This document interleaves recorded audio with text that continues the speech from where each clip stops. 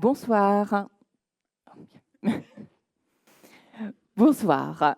Alors, voilà, j'ai 20 minutes pour vous exposer ce que c'est que la créativité, mon domaine de recherche de prédilection. Et 20 minutes, c'est court.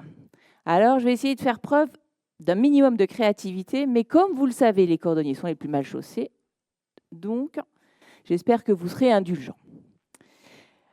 Alors, si la créativité peut vous sembler être un concept clair, voilà, logique, etc., eh bien, en réalité, il y a de nombreuses idées reçues. Des idées reçues, des a priori, qui sont légèrement erronées, comme vous allez le voir. Ce sont de véritables mythes. Et ces mythes, eh bien, je vais m'attacher à les dissiper au cours de cette conférence. Et les mythes, je vais les prendre de différentes manières. Vous allez le voir, les mythes au sens propre, les mythes au sens figuré, jusqu'aux petites bêtes. Bref, les mythes sont nombreux, très nombreux. Alors, en 20 minutes, impossible de tous vous les présenter. J'ai donc fait le choix d'en sélectionner 7 qui me semblaient les plus importants à vous présenter, évidemment. Alors, voici le premier mythe. Le premier mythe, c'est le mythe qui consiste à envisager la créativité uniquement sous le prisme de l'originalité. En fait, l'originalité, c'est la créativité. Eh bien non. Prenons un exemple. Si on me demande de faire un dessin et que je vais réaliser non pas un dessin, mais un conte ou un poème, ah ben ça sera très original. Très original, mais non adapté. Non adapté, donc non créatif. Prenons un autre exemple. Imaginez que je demande à l'un d'entre vous, mais plusieurs d'entre vous, de sortir de cette pièce. Vous allez remonter les escaliers et puis sortir par les portes au-dessus. Vous allez voir que, sans aucune contrainte, vous allez prendre la poignée, l'ouvrir avec votre main et puis sortir. Effectivement, vous répondrez aux contraintes, mais alors c'est absolument pas original, on est au clair. Donc, pas original, donc pas créatif. Par contre, si je mets une contrainte supplémentaire, je vous dis, OK, sortez de cette salle, mais sans utiliser vos mains. Voilà, vous vous dites, comment je vais pouvoir faire? Ah, vous allez voir, vous allez trouver. Vous allez utiliser vos pieds, peut-être votre coude, voire même vos dents, peu importe, je ne sais pas, mais en tout cas, vous répondrez à la consigne, vous allez avoir quelque chose effectivement d'original. Ainsi, pour être créatif, il ne suffit pas d'être original, il faut que l'originalité soit en plus adaptée. Nous allons donc pouvoir dire que pour être créatif, l'originalité est nécessaire, mais non suffisante. Nous avons donc là un demi-mythe, comme il existe des demi-dieux. Passons maintenant au mythe numéro 2. Le mythe numéro 2 est peut-être encore plus répandu de mon point de vue, et il consiste, on pourrait l'appeler le mythe d'Apollon, évidemment, que vous connaissez tous, le dieu grec des arts et de la beauté. Pourquoi? Parce qu'il consiste à envisager la créativité uniquement dans le domaine artistique. Ah effectivement, tout de suite, vous pouvez penser peut-être à Picasso. D'autres gens, évidemment, mais voilà. Eh bien moi, je vais vous montrer qu'on peut être créatif dans d'autres domaines. Par exemple, dans le domaine des sciences. Comme ici, Newton et la théorie de la gravité. Ou encore Galilée, réfutant le géocentrisme. Mais vous avez également Gutenberg, avec son imprimerie. Einstein et la théorie de la relativité. Ou encore Alan Turing et les ordinateurs. Bref, tous des créateurs scientifiques. Bon, vous me direz, OK, c'était facile. Bon, très bien, je vous en donne dans un autre domaine. Regardez Napoléon, ce qu'il nous dit. Le grand art, il le dit lui, c'est de changer pendant la bataille. Malheur à celui qui arrive au combat avec un plan de bataille définitif. Nous avons là un créatif belliciste. Un autre domaine encore? Pour le sport. Regardez Fosbury. le premier à passer par-dessus la barre, non pas en ciseaux comme tout le monde, mais en arrivant, en tournant, en ayant la barre derrière lui et en passant les bras en premier, la tête en premier, bref, incroyable. Bon, il est un peu vieux maintenant, vous avez tous fait ça en sport. Regardez maintenant Simone Biles. Un petit peu de gymnastique, hein, on change. Vous avez eu beaucoup d'hommes, un petit peu de femmes. Voilà ce qu'elle est capable de nous faire.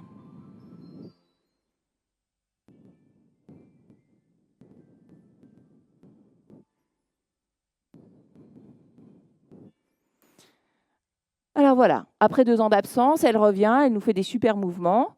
Elle en a donc 2 au sol, qui portent son nom, 2 au saut et 1 à la poutre. Pas mal, non, quand même. En conclusion de ce second mythe, eh bien, le dieu des arts et de la beauté, Apollon évidemment, n'a pas le monopole de la créativité. Et je dirais même qu'il est possible d'être créatif dans différents domaines, comme ici Léonard de Vinci. Passons maintenant au mythe numéro 3. Mythe numéro 3. 3, terre, le termite. Voilà. Le mythe du don. Le mythe du don, le mythe en fait des gènes. Voilà, j'ai le gène de la créativité. Ne cherchez pas, il n'existe pas. Voire même, allons-y, une bonne fée s'est penchée sur mon berceau, évidemment, pour me donner ce don de la créativité. Ou pas. Eh bien, en réalité, selon François Gagné, on ne peut pas, en fait, nous aurions tous, au final, initialement à la naissance, des dons, qui se transformeraient ou pas, par la suite, en talents. Les dons, c'est quoi? Ça serait, par exemple, voilà, au niveau de l'intelligence, mais au niveau du leadership et au niveau de la créativité, évidemment. Et puis, pour passer ensuite après le talent, en fait, le talent, c'est vraiment dans l'expression dans un domaine. Ainsi, je pourrais exprimer ma créativité dans le domaine scolaire. Alors parfois, ça passe un peu moins bien dans le domaine scolaire si vous utilisez trop votre créativité. Mais bon, soit. Je peux plutôt l'utiliser dans le domaine artistique, sportif, voire même culinaire. Et pour passer de ce don au talent, on aurait différents catalyseurs, des facteurs. Vous avez des facteurs plutôt environnementaux, qui ne dépendent pas vraiment de vous. Voilà. Donc vous avez votre culture, la culture dans laquelle vous baignez depuis tout petit. Vous avez évidemment la culture, je dirais, de votre environnement scolaire, et puis par la suite de votre environnement professionnel, ce qu'on va vous permettre de faire en fait tous les jours. Et évidemment, il y a quand même quelque chose qui est important, c'est l'environnement familial. Sachez que les recherches ont mis en évidence que lorsqu'on a des règles trop strictes, eh bien, ou pas du tout de règles d'ailleurs, eh bien, on est moins créatif que lorsque nos parents nous permettent d'avoir des règles assez souples. Il y a certaines règles, mais on les assouplit en fonction des circonstances. Et puis, vous avez également des facteurs plus des catalyseurs intrapersonnels, tels que la motivation, tels que votre ouverture d'esprit. Et puis également des facteurs un petit peu plus cognitifs, c'est-à-dire comment ça se passe dans notre cerveau, notre capacité, par exemple, de pensée divergente, c'est-à-dire produire de nombreuses idées à partir d'un stimulus, ou bien la pensée convergente à l'inverse, prendre différentes idées et les assembler en un tout cohérent et créatif. Alors forcément, ces différents facteurs eh bien, s'influencent les uns les autres. Et donc, si vous avez un don au départ, eh bien, ils peuvent avoir des effets positifs ou négatifs, d'où l'importance de cette phrase de Pablo Picasso, « Chaque enfant est un artiste ». Et le problème, c'est de le rester. Mais restreindre la créativité aux œuvres des génies, se dire « Ah ben non, moi je ne peux pas, je ne sors pas assez du lot », c'est un leurre. C'est le mythe numéro 4. Alors, on en a vu quelques-uns tout à l'heure, des petits génies, etc., mais il y en a d'autres. Je vous propose notamment Vauban, architecte militaire. Bien. Un autre, dans un autre domaine, Paul Bocuse, qui nous a fait une magnifique soupe VGE aux truffes. Et puis forcément, je suis en psycho, donc je ne peux pas passer à travers de Freud. Évidemment. Donc voilà, donc toutes ces magnifiques personnes, elles nous ont amené beaucoup de choses. Elles ont marqué les esprits, notre société.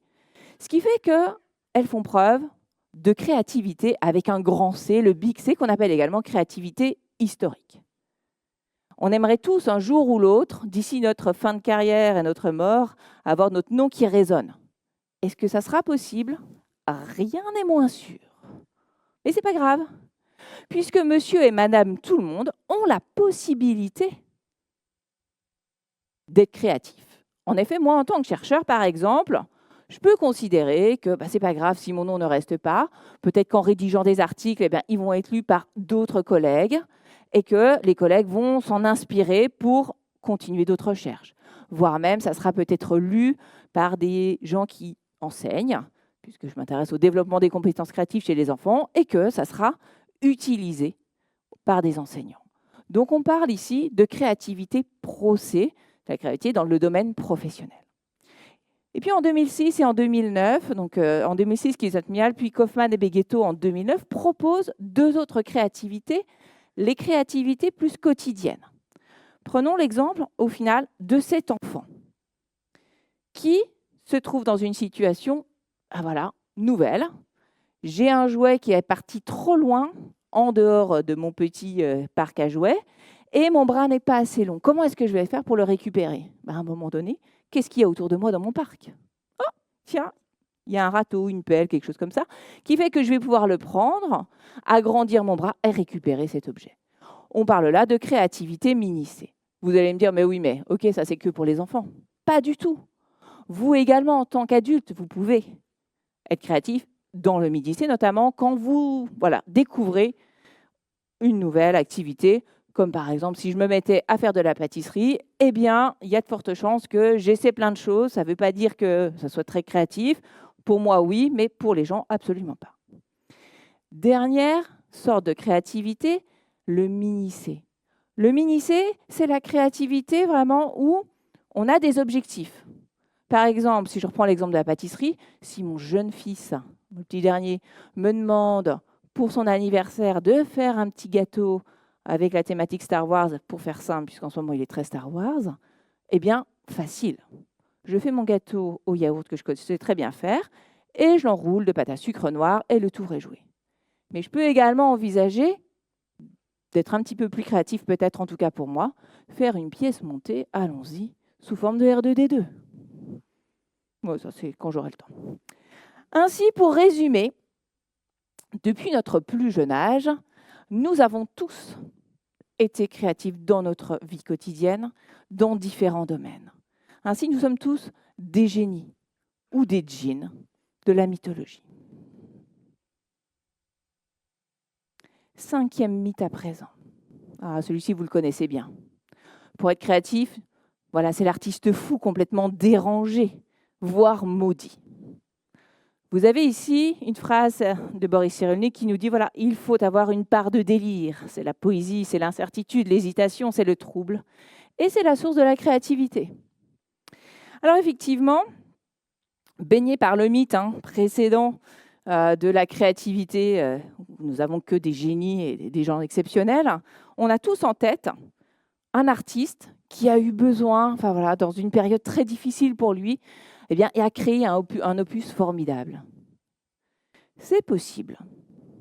Mais vous avez également aussi des possibilités d'être dans la folie. C'est le cas en fait de Robert Schumann ou encore du poète Gérard de Nerval.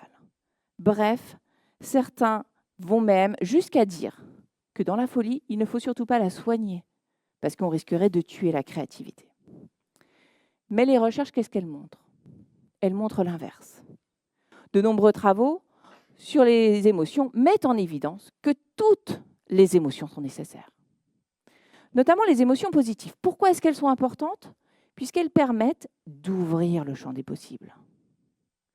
L'ouverture du champ des possibles, ça vous permet d'explorer de nombreuses idées et on sait que pour trouver une idée la plus originale, il faut en donner beaucoup pour trouver l'idée la plus originale.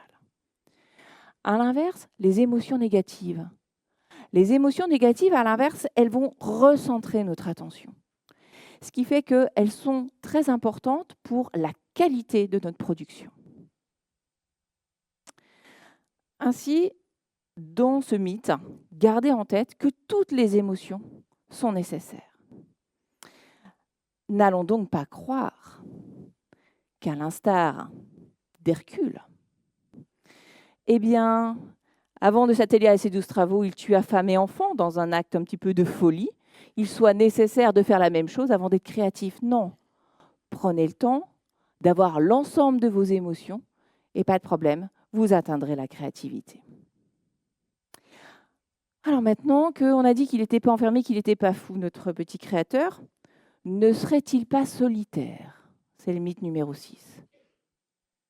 Effectivement, c'est possible. À un moment donné, on a besoin de s'enfermer dans sa bulle, de se recentrer. Mais en tant que chercheur, par exemple, moi, j'ai besoin d'échanger.